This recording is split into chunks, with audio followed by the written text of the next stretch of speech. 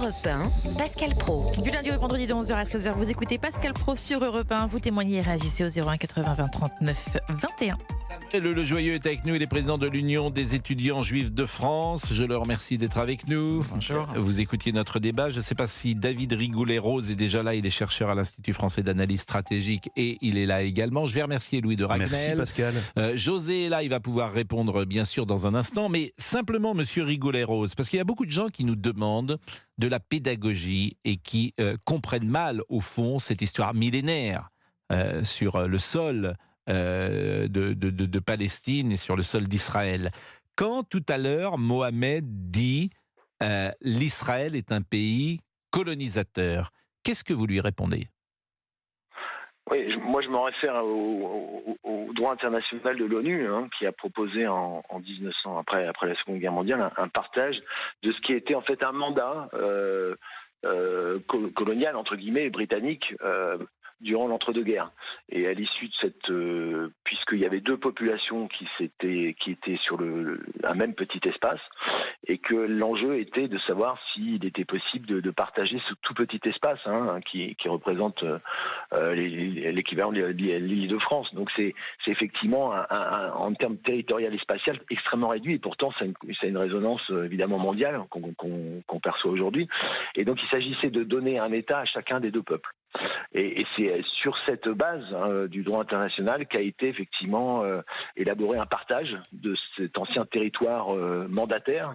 Et à l'issue de ce partage a été proposé un État pour les Juifs et un État pour les Arabes palestiniens. Et 55% du territoire, je crois, pour les Juifs, c'est en 1947, oui. C'est le partage de l'ONU, et 45% sous contrôle international à Jérusalem, c'est l'État arabe. Voilà. Alors, il se trouve que les circonstances ont fait que les Juifs ont validé la proposition qui a été faite, même si les contours étaient à l'époque très très imparfaits. Ça explique d'ailleurs les tensions par la suite. Mais il n'y a même pas du tout de contours, c'est bien le problème. Voilà, mais à l'époque, il y avait quand même effectivement des limites proposées, mais qui ont été au fil des décennies effectivement ajustées en fonction des conflits qui se sont manifestés. Et donc la réalité, c'est qu'il y a deux peuples qui sont sur une même surface, et effectivement, il y a un projet national à la fois juif et en miroir palestinien aujourd'hui, et donc qui explique cette tension, puisque l'État palestinien en fait ne s'est pas concrétisé à partir de ce moment-là jusqu'à aujourd'hui. Et l'État palestinien n'a pas accepté en 1948 ce partage de l'ONU, ce que vous appelez l'État palestinien. Alors en 1948, effectivement, la population de Palestine, arabe de Palestine, avait refusé le partage proposé par l'ONU. Et donc ça a accentué évidemment les tensions, et d'ailleurs c'est ce qui a été à l'origine directement d'une première guerre. La guerre est déclarée avec les pays arabes en 1948. Alors c'est ça, c'est avec les États arabes, effectivement, qui soutiennent effectivement le refus des Arabes palestiniens des frontières qui leur sont proposées en réalité. Je le dis parce que beaucoup de gens nous interpellent et nous disent, vous parlez quotidiennement de quelque chose qu'on connaît mal, et cette histoire, elle n'est évidemment pas tout à fait ancré dans les cerveaux français qui voient ça de loin. Samuel Le Joyeux, président de l'Union des étudiants juifs de France, dans une seconde, je vous donne la parole, mais comme José était là tout à l'heure et qu'il a écouté assez longuement Mohamed, José, peut-être, Mohamed, il est clair que ne va pas revenir dans le dialogue avec vous, mais vous pouvez lui répondre et il entendra ce que vous avez envie de lui dire, puisque le dialogue s'était amorcé entre vous deux tout à l'heure. José. Ouais, Mohamed, c'est un affilié de Mélenchon, c'est son ami intime. Mais Mélenchon, il a réussi beaucoup. À l'Assemblée nationale, ils sont 87 députés, combien, M. Praud? Combien de députés de la France Insoumise? Je crois que c'est de cet ordre-là, effectivement. Ouais, 4, ouais. Il a réussi beaucoup. Mais ce qui est intéressant, c'est qu'il y en a, par exemple, en Seine-Saint-Denis, c'est 100%. Oui. C'est ça qui est intéressant. Non, mais je veux dire, il a réussi beaucoup, Mélenchon. Il a mis 87 députés, NUPES et la gauche, et tout compris, les députés du Hamas, quoi, qui sont là à l'Assemblée nationale. Il a réussi beaucoup, Mélenchon, hein? Vous êtes d'accord avec moi ou pas? C'est-à-dire qu'il a fait un calcul, une stratégie électorale qui l'a fait évoluer sur des sujets, et le voile en est... C'est les mecs qui pensent comme le Hamas, quoi. Vous comprenez? Oui, C'est non, mais les j'ai mecs bien qui disent que compris. le Hamas, c'est pas un groupe terroriste qui veut pas l'extinction d'Israël. Vous comprenez? Voilà. Ils sont pas affiliés aux djihadistes ou aux frères musulmans, qui sont comme eux d'ailleurs. Vous comprenez? Ils pensent comme ça, ces mecs-là. Vous comprenez? José, j'ai compris. Voilà. Et je vous remercie d'être intervenu ce matin sur l'antenne d'Europe 1. Monsieur Lejoyeux, dans les universités, moi je suis très inquiet de ce qui se passe dans les universités. Parce qu'effectivement, les étudiants parfois sont stigmatisés, étudiants juifs, et je trouve que l'université, j'ai ce sentiment en tout cas, que on laisse se faire parfois des universitaires, mais aussi des associations qui sont antisémites, qui écrivent des slogans dans des universités, qui manifestent. La Palestine vivra, etc. Ce que j'ai vu sur les réseaux sociaux. Et j'ai l'impression que l'État, le gouvernement, les ministères, peut-être, n'interviennent pas comme il faudrait qu'ils interviennent. Avant de rentrer dans la polémique sur les ministères, etc., la question, c'est effectivement, donc, enfin, vous avez raison d'être inquiet parce que les étudiants juifs sont inquiets, sont très angoissés. Pourquoi la situation, elle est très compliquée. Dans de très nombreuses universités, à chaque fois qu'on commence à manifester son soutien à la population israélienne, on reçoit un tombereau de messages haineux, vive la Palestine, voire même sale sioniste. Ensuite, on doit, quand on est un étudiant juif, déjà pris évidemment par cette terreur des images qui nous viennent de là-bas d'Israël, on doit aussi subir sur les campus, non pas vive la Palestine, mais vive la résistance armée palestinienne. Ça, c'était un mur entier, une façade entière d'un campus à Lyon 2. Au niveau des responsabilités, elles sont de 2 ordres, 3 ordres. Premièrement, il y a évidemment, je pense que vous avez dû beaucoup le dire, une responsabilité politique. Les discours politiques, ils imprègnent, ils autorisent. Oui, quand Jean-Luc Mélenchon et quand la majeure partie de la France insoumise refuse de qualifier les actes du Hamas de terroristes, c'est évidemment indigne, mais pas seulement. C'est aussi irresponsable, parce que ça entraîne aussi dans les universités une certaine situation. Il y en a d'ailleurs qui l'assument complètement. Antoine Léaumont, lui, il ne se gêne pas. Il va directement sur la pelouse de Nanterre pour dire on l'a vu hier, l'État député de la d'Israël. France Voilà. Insoumise, Absolument. Antoine Léaumont. Donc, ça, c'est première responsabilité. Deuxième responsabilité, c'est effectivement ce milieu d'extrême gauche lié au NPA, au point levé, révolution permanente, etc. Et malheureusement, à ce qu'on appelait avant le monde pro-palestinien, que je n'appelle plus pro-palestinien, puisque je crois que quand on soutient ou justifie le Hamas, on ne peut plus, qui est aussi... qui prend en otage les Palestiniens d'une certaine façon. Et ça, on le dit depuis lundi. Donc on ne doit plus dire pro-palestinien. Je pense qu'il faut arrêter avec ce qualificatif. Et je finis, les universités qui laissent faire, certaines, c'est pas toutes, mais là où c'est dramatique, c'est là où on laisse faire depuis des années. On prend Lyon 2, j'en parlais tout à l'heure. Jeudi, avant ces attaques, on laisse parler une représentante du FPLP terroriste palestinienne, eh bien là, forcément, c'est dramatique pour les étudiants juifs à Lyon 2. Je suis d'accord avec vous. Et cette dame, d'ailleurs, devait être reçue à l'Assemblée nationale pour présenter un film. Il est 11h50. La pause, à tout de suite. Europe 1. Pascal Pro et vous. 11h13 sur Europe 1. Vous écoutez Pascal Pro et Pascal, on vous retrouve avec votre invité Samuel Lejoyeux avec nous dans les studios, président de l'Union des étudiants juifs de France. Et puis, on est également avec David Rigoulet-Rose, qui est chercheur à l'Institut français d'analyse stratégique. Si on se projette, monsieur Rigoulet-Rose, et si on cherche une solution historique, politique, comment vous envisagez les choses ? Le problème, c'est la réalité sur le terrain, parce qu'en réalité, c'est le viatique international, hein, c'est de la possibilité de 2 États. Nous sommes d'accord. Voilà, qui coexisteraient. Et le problème, c'est qu'aujourd'hui, sur le terrain, c'est de moins en moins réalisable. Et c'est ce qui, évidemment, hypothèque pour l'avenir des solutions. C'était la position d'Isaac Rabin. Oui, bah d'ailleurs, il a payé très cher. Tué par un juif. Par un juif extrémiste, d'ailleurs. Par un juif extrémiste. Donc c'était cette position. Mais est-ce que, selon vous, donc cette position, vous me dites, elle n'est aujourd'hui, vous ne l'imaginez pas ? C'est-à-dire le problème, c'est qu'elle est de moins en moins réalisable, alors que juridiquement, normativement, elle est effectivement. Alors quelle solution ? Quelle solution sur cette terre? C'est-à-dire que jusqu'à la nuit des temps, cette terre est condamnée à s'entretuer? Il faudrait que les bonnes volontés puissent se rassembler plutôt que laisser se développer des extrémistes de tous bords, qui en fait alimentent une situation structurellement conflictuelle. Et effectivement, il y a aujourd'hui une hypothèque sur la réalisation concrète d'un État palestinien. Il faudrait déjà que le Hamas ne soit plus présent, puisque le Hamas veut la destruction d'Israël. Alors, est-ce que l'OLP n'a plus de rôle aujourd'hui? Alors, le problème de l'autorité palestinienne, qui est issue des accords d'Oslo de 1993, qui était une première étape qui est laissée augurer des espoirs effectivement de solutions. Cette autorité palestinienne incarnée aujourd'hui par Mahmoud Abbas est extrêmement dévaluée, démonétisée, y compris au sein de sa propre population. Et donc, alors même qu'elle est l'expression de ces accords d'Oslo.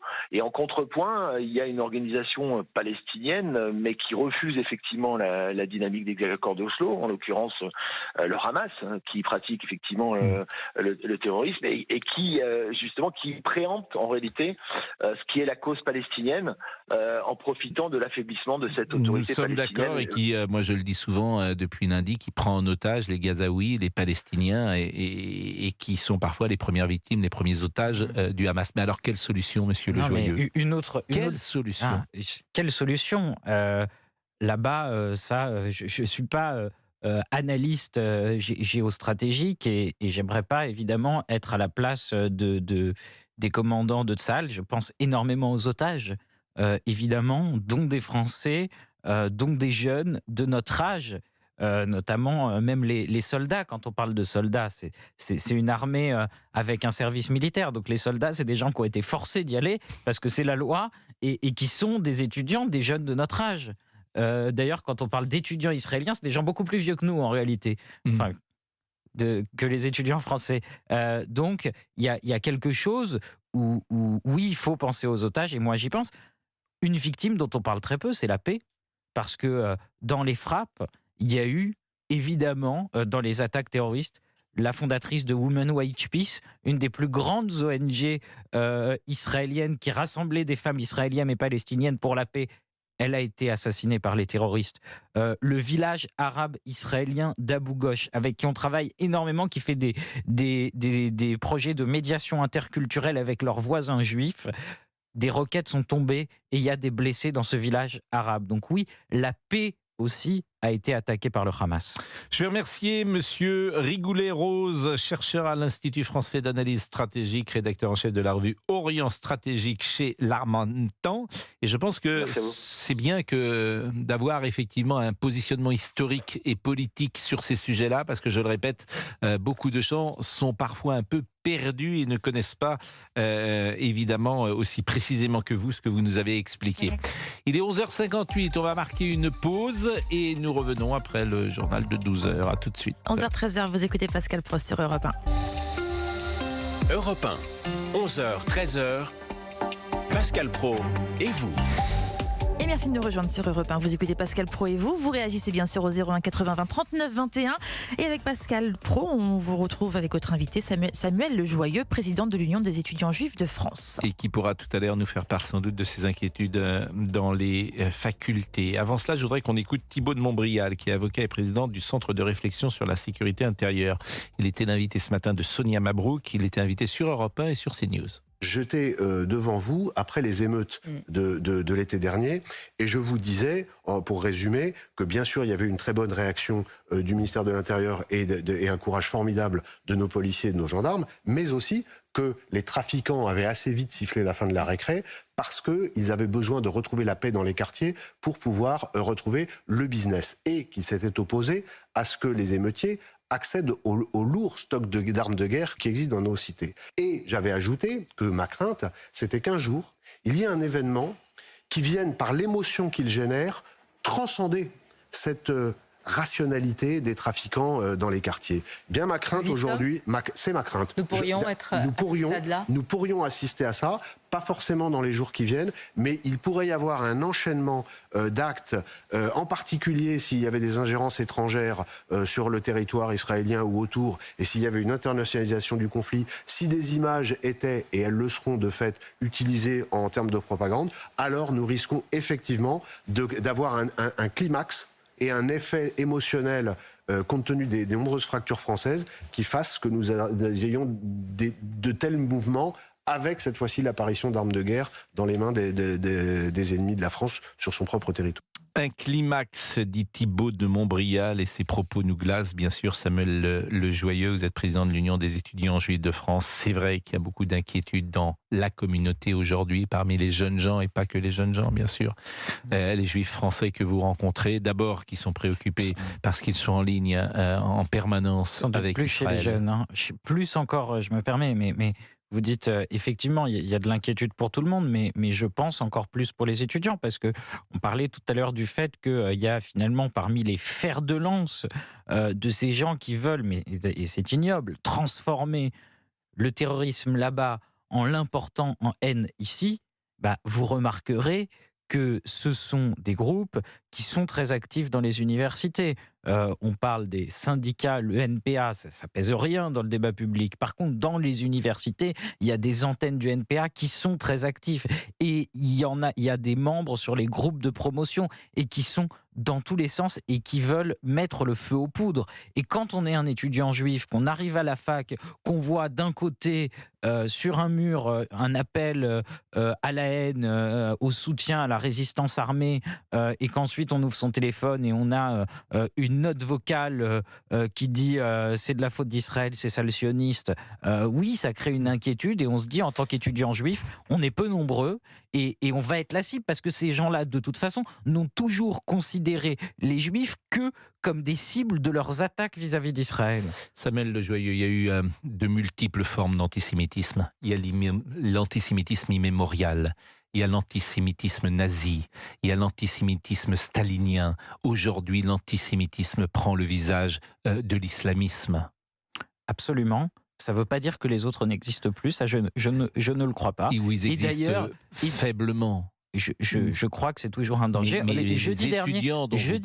Jeudi dernier, on sortait une enquête sur l'antisémitisme dans les universités. 91% d'étudiants juifs ont été victimes d'au moins un acte antisémite au cours de leur scolarité. C'est les chiffres qu'on a commandés à l'IFOP pour le Parisien.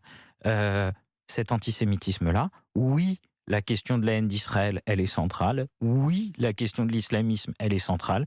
Mais à ce moment-là, on sortait aussi le témoignage de Jérémy à Sciences Po Strasbourg, qui avait été harcelé pendant plusieurs mois par un groupe néo-nazi. On voit d'ailleurs qu'aujourd'hui, et c'est assez parlant d'ailleurs, entre les groupes d'extrême droite et les groupes d'extrême gauche, c'est exactement la même ligne. Et oui aussi, ce que fait à Nanterre et à Lyon 2 et à Toulouse Mirail, les groupes d'ultra-gauche, alors ils sont plus nombreux, plus actifs, évidemment, le GUD le fait à Paris-Assas, avec les mêmes mots, avec le même danger. J'ai tout le temps au téléphone la présidente de l'UEJF Assas qui reçoit des dizaines de messages de tous les étudiants juifs d'Assas, et eux, oui, à Assas, ils sont en danger parce que c'est le GUD qui leur dit, et la même chose, ça le sioniste. Donc non, je ne crois pas qu'il y a un antisémitisme qu'on a remplacé un autre. Il y a évidemment cet antisémitisme-là qui s'accroche à tout, et là qui va s'accrocher à un acte terroriste à 1200 morts. Permettez-moi de ne pas être tout à fait d'accord avec vous, et je pense qu'aujourd'hui, l'antisémitisme a le visage de l'islamisme.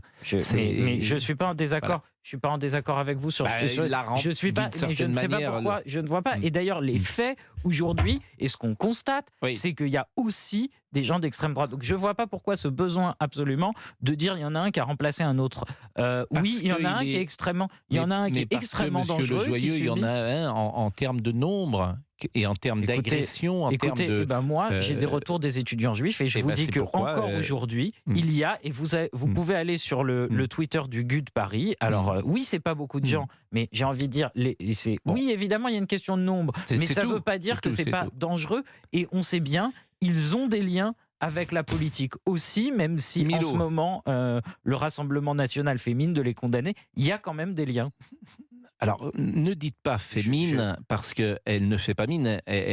Marine Le Pen, pour l'avoir interrogée longuement Et la sur Good ces Connection, sujets-là, ça existe encore, mais c'est pas le débat actuel, je évidemment. suis d'accord avec vous, mais elle est très claire là-dessus. Et pour avoir parlé pas plus tard qu'hier avec elle sur ce sujet, elle dit la cause de la rupture avec mon père, c'est précisément l'antisémitisme, puisque nous n'étions pas sur la même longueur d'onde. Elle n'a jamais dit que le Rassemblement national avait été le fer de lance de l'antisémitisme pendant des années. Le jour où elle le dira publiquement, on pourra commencer à réfléchir. Bon, en tout cas, c'est la pause à 12h10 et on va écouter Milo qui sera un de nos auditeurs. À tout de suite. Et sur Europe 1, vous écoutez Pascal Praud de 11h à 13h. Et de 11h à 16h chaque jour avec Pascal Praud, vous réagissez au 01 80 20 39 21. Vous témoignez, réagissez. Vous êtes Pascal avec Samuel Lejoyeux, président de l'Union des étudiants juifs de France. Et c'est l'occasion de lui dire combien on partage son inquiétude et combien nous la partageons avec tous les juifs français et avec le pays Israël. Je sais qu'on est souvent écouté aujourd'hui à Tel Aviv, à Jérusalem, et que tous les juifs français sont dans une inquiétude XXL, parce que tous ont un membre, ou la plupart ont un membre de la famille qui est là-bas, des amis qu'ils essayent de contacter, et ils sont dans cette situation de grande inquiétude. On est avec Milo. Bonjour Milo. Oui. Bonjour Pascal. Vous nous appelez d'où, Milo ? De Grenoble. De Grenoble. Vous avez peut-être d'ailleurs une interrogation, une question ou un échange à avoir avec Monsieur Lejoyeux. Bon, en fait, il faudrait qu'il mette un gilet pare-balles et qu'il aille directement sur le terrain pour voir un peu ce que c'est, au lieu d'exprimer des faits qui n'a aucun. Parce que ça fait bizarre de savoir que des juifs, enfin, des étudiants israéliens, des étudiants qui sont incriminés, on va pas dire incriminés, mais qui sont agressés. Tout le monde. Pardonnez-moi, mais je ne comprends pas du tout ce que vous voulez dire. D'abord, il n'y a pas des étudiants israéliens à Paris, que je sache. Il y a des étudiants juifs. C'est à Lyon 2, là. J'écoutais à Lyon 2. À Lyon 2, il n'y a pas d'étudiants israéliens. Ce sont des juifs français. Oui, c'est des juifs. Mais non, ça n'existe pas. Juste, c'est une religion. C'est pas des juifs, c'est des Français. Ils s'arrêtent français. Je ne suis pas sûr qu'on continue la discussion, parce que je ne sais pas sur quel terrain on s'embarque. Non. En fait, non, ce qui m'agace, c'est la disproportion d'Israël face à Gaza. Ils ont été attaqués, peu cher, les Israéliens. Mais c'est horrible ce qu'ils ont subi. Il n'y a pas de mot à dire. Il n'y a aucun mot à dire sur ça. Celui qui a dit un mot de travers, c'est pas bon. Allô ? Oui, mais je ne comprends toujours pas ce que vous voulez dire exactement. Quelle est votre position ? Ma position, à moi, elle est que simple. C'est Israël attaque Gaza avec des armes qui sont disproportionnées à ce que Gaza peut répondre. C'est simple. Ils prennent Gaza sur leurs bras, ils prennent les Gazaouis sur leurs bras et ils virent le Hamas. Le Hamas, ils les virent, dégagez de là, vous n'êtes plus là, c'est nous qui commandons maintenant. Et ils en font, et c'est tout. Ils prennent Gaza. Milo, je vais proposer à Samuel Lejoyeux de vous répondre et d'essayer de comprendre ce que vous voulez dire. Ok. Il y a évidemment, il y a quand même 2 points sur lesquels je voudrais me rattacher dans ce qu'a dit votre auditeur. Premier point, c'est effectivement ce mélange qu'on a entre le qualificatif juif et israélien. Ça me permet d'en parler parce que c'est un des moteurs de l'antisémitisme que subissent les étudiants. Il se trouve cette réduction justement de la part de certaines personnes et en particulier de l'extrême gauche antisioniste. Un juif, c'est par principe un représentant d'Israël. Et ça dure depuis des années.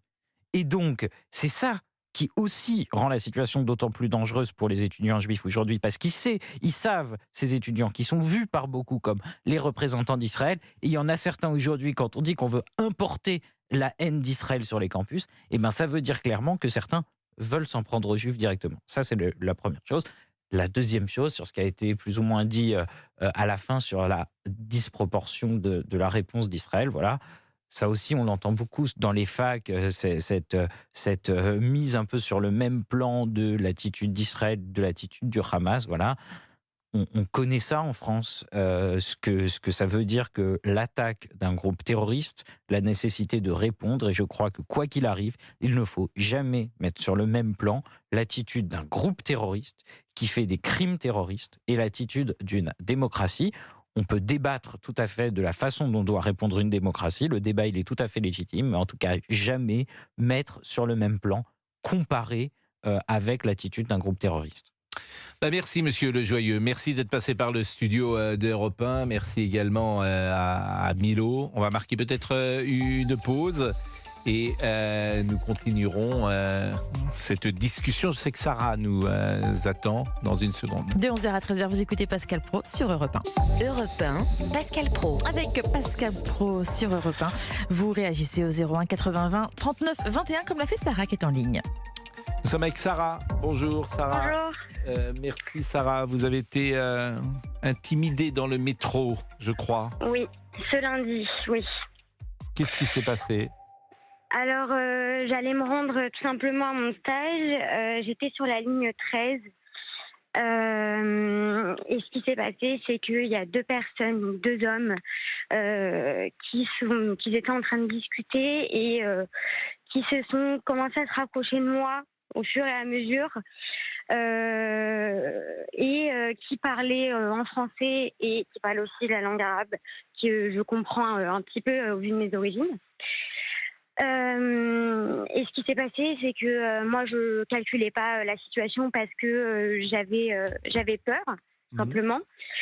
Et ils se demandaient est-ce que j'étais juive, est-ce que j'étais israélienne. Et pourquoi, à votre avis, ils se sont posé cette question ? Peut-être parce que je suis typée, je sais pas. Non, mais je pose la question, est-ce que vous aviez une étoile de David ? Est-ce qu'il y avait quelque chose qui montrait votre...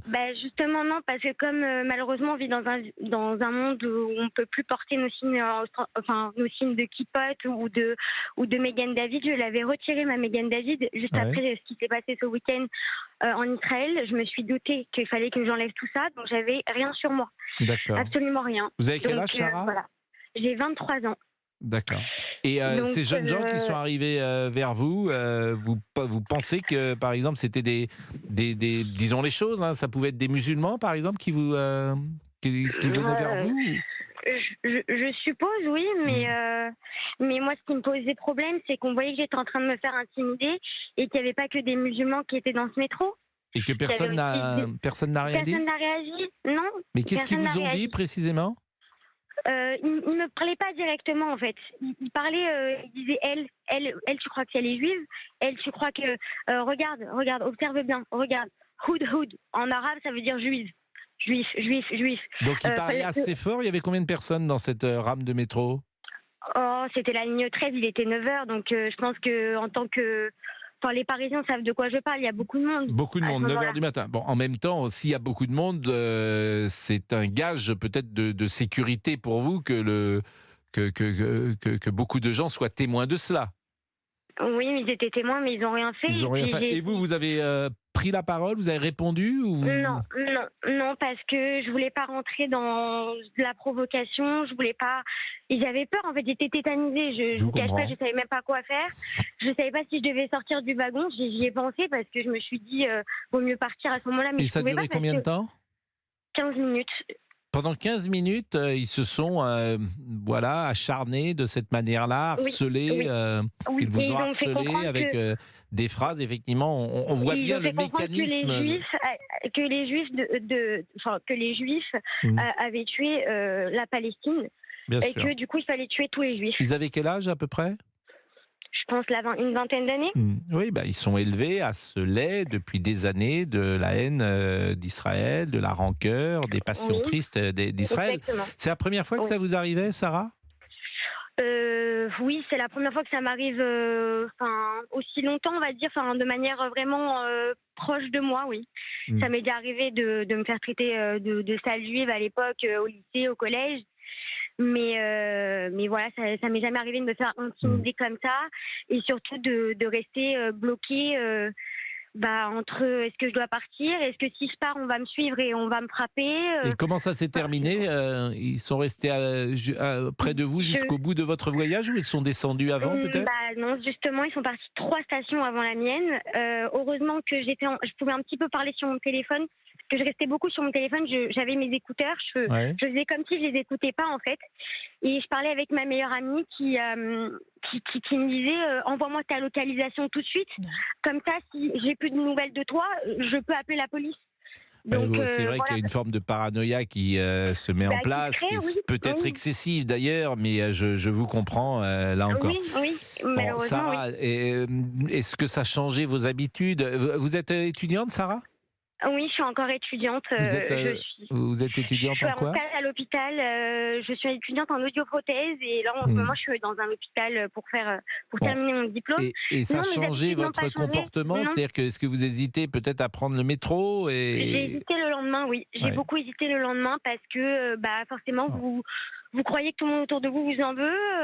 J'ai mis le masque alors que je mettais plus le masque. Je me suis dit peut-être que finalement, ils nous reconnaissent. Bon, je sais pas. Donc, je suis rentrée un peu dans cette peur, malheureusement. Et puis, je vois que ça continue encore dans le métro, sur Instagram, sur les réseaux, qu'il y a des personnes qui se font attaquer. Et puis non, je me sens pas en sécurité du tout. Donc, je prends le métro, mais avec la boule au ventre aujourd'hui. Donc, voilà. Et en plus, écoutez, c'est pas rassurant avec les groupes politiques qui ne nous soutiennent pas tous et qui ne disent pas clairement que ce sont des actes terroristes qui se sont passés. Et du coup, on vit aussi, nous, dans cette peur. Nous, les Juifs français, aujourd'hui, nous avons peur. Nous avons tous très peur. Voilà, je parle avec mes amis. Il y a des mésouzotes qui se sont fait arracher dans les maisons à Paris. Je reçois des photos où on met mort aux Juifs dans des îles. J'ai ma sœur qui est médecin, qui est interne en psychiatrie, qui s'est fait traiter de sale juive par un patient. Enfin, voilà, c'est en train d'aller crescendo, je crois, en France. Et j'espère pas ailleurs. Donc voilà. Écoutez, ce que vous dites, hélas, c'est une réalité que j'entends de beaucoup d'amis juifs français qui vivent effectivement dans une forme d'angoisse. Alors, bien sûr, il ne faut pas faire une psychose ou une paranoïa, mais c'est vrai que aujourd'hui, la communauté est attaquée, elle est désignée, elle est ciblée, qu'il existe en France un antisémitisme et que cet antisémitisme a le visage de l'islamisme et que cet antisémitisme qui aura traversé l'histoire de l'humanité, je le disais, l'antisémitisme immémorial, l'antisémitisme nazi, l'antisémitisme stalinien, et ce peuple qui est régulièrement désigné, ciblé, et qui a connu le malheur absolu entre 1933 et 1945. Oui, c'est très dur pour nous. C'est très dur pour nous et ça devrait être dur pour tout le monde. Vos parents sont toujours de ce monde, Sarah ? Oui, ils sont toujours de ce monde. Écoutez, oui, parce que vous êtes jeune d'ailleurs. Vos parents, ils doivent avoir une cinquantaine d'années, j'imagine. Et voilà, ils ont entre 50 et 60 ans. Bon, écoutez... c'est des parents d'enfants d'immigrés, donc ça leur fait encore plus de peine d'entendre leurs frères et sœurs musulmans se comporter de cette manière. Moi, j'avais un grand-père qui a été sauvé lors de la Seconde Guerre mondiale quand les nazis ont voulu débarquer en Tunisie, qui s'est fait cacher bébé par ses frères musulmans en Tunisie. Donc ça me fait encore plus de peine que mes frères musulmans aujourd'hui... rentrent dans des amalgames. Oui, vous êtes le juif et l'ukrainien, le juif et le gouvernement qui peut-être que leur conviennent pas ou nous conviennent pas nous aussi, parfois aux juifs et aux israéliens aussi. Donc il faut comprendre aussi qu'on n'est pas toujours tous d'accord avec ce qui se passe là-bas, mais on peut pas aujourd'hui rentrer dans des amalgames. Nous, quand il y a des choses qui se passent, moi aujourd'hui je vous dis les musulmans, je les aime encore autant. Sarah, il y a aucun problème, on va marquer une pause, mais restez avec nous parce que vous incarnez aussi une histoire française. Vous êtes ashkénaze, issu d'une famille ashkénaze, d'une famille séfarade, pardonnez-moi, vous êtes issu bien sûr d'une... C'est pas grave. Non, si, c'est bon. Vous êtes issu, et donc vous êtes une histoire française, une histoire d'ailleurs qui a été parfois rapportée en fiction. Je pense au film d'Arcadie.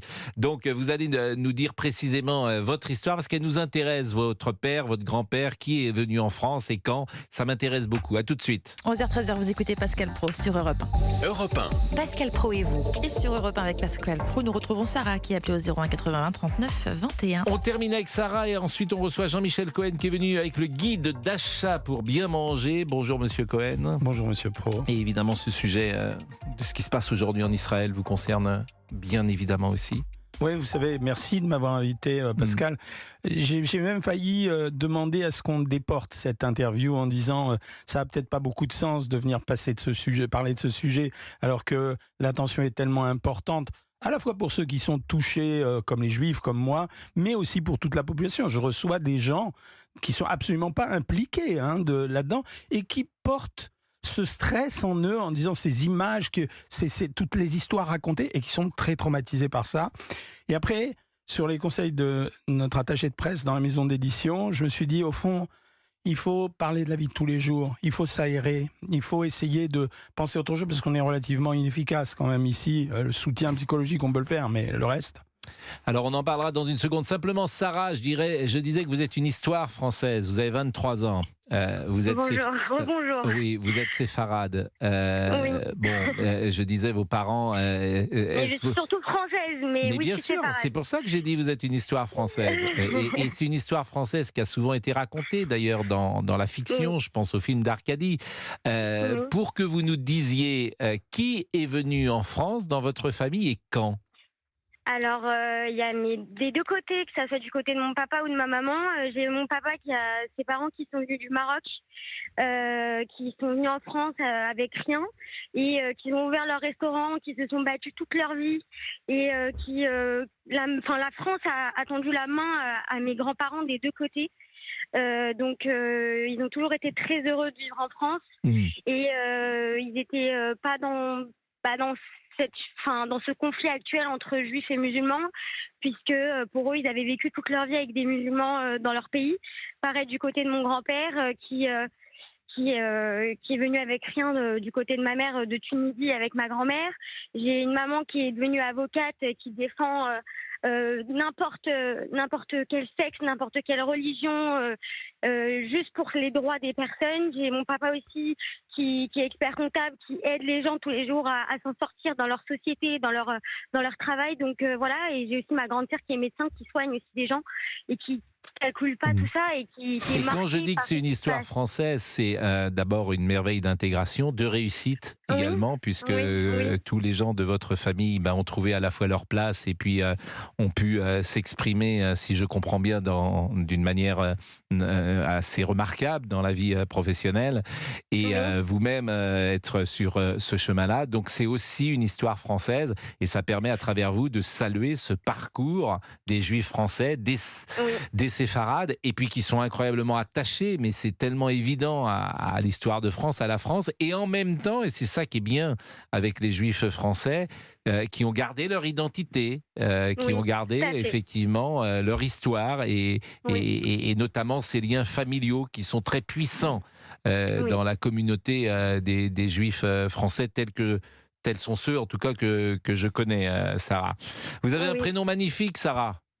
C'est gentil. Mais c'est vrai, un des plus jolis prénoms qui puissent exister et on sent vraiment dans la couleur de votre voix combien vous avez été bien élevé et combien vos parents vous ont accompagné.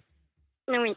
Et je continuerai à vivre en France malgré toutes ces attaques antisémites parce que moi j'aime la France, j'aime mon pays et j'espère que tout ça va se calmer, que les gens vont arrêter de nous attaquer parce que nous sommes juifs. C'est ça qui va être compliqué, malheureusement.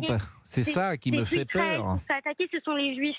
Moi, j'ai mes amis à qui je pense aussi, comme vous avez cru que j'étais ashkénaze, mais je pense aussi beaucoup à mes amis qui sont issus de familles qui ont vécu l'Holocauste et qui aujourd'hui sont terrifiés parce que justement, ils voient des images qui se sont jamais déroulées depuis l'Holocauste et on avait dit plus jamais justement et d'entendre encore, excusez-moi, mais des partis politiques qui ne veulent pas qui ne veulent pas dire que ce sont des terroristes et ce ne sont pas des actes de terreur.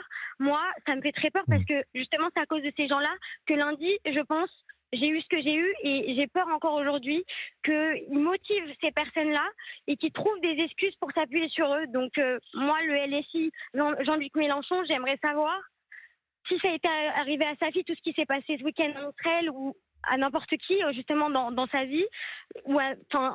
Excusez-moi, je suis très émue, mais je ne comprends pas comment aujourd'hui, en 2023, on ne peut pas dire que c'est un acte de terroriste et que ce ne sont pas des barbares. Mais parce qu'ils sont dans une stratégie électorale et il y a du cynisme. Oui, mais là, on parle plus d'électoral parce que ça va monter en France. Mais Sarah, je rêverais d'ailleurs que vous engagiez un jour le débat avec M. Mélenchon dans une émission de télévision. Non, je ne peux pas débattre avec... Vous savez, je ne peux pas. Ces personnes-là, pour moi, vous savez, Albert Camus, il disait la bêtise insiste toujours. Et malheureusement, il insistera jusqu'au bout. Je suis d'accord avec vous, mais en l'espèce, il n'est pas bête, c'est du cynisme et du calcul. En tout cas, je vous remercie, Sarah, d'avoir témoigné. Je vous en prie. Merci à de m'avoir laissé non, témoigner. Vraiment beaucoup. merci parce que pour écouter chaque jour des témoignages, celui-ci nous a tous touchés parce que vous-même vivez au cœur ce qui se passe dans la communauté actuellement. Donc merci vraiment, merci d'avoir témoigné sur l'antenne d'Europe 1. Il est 12h37, on va marquer une pause.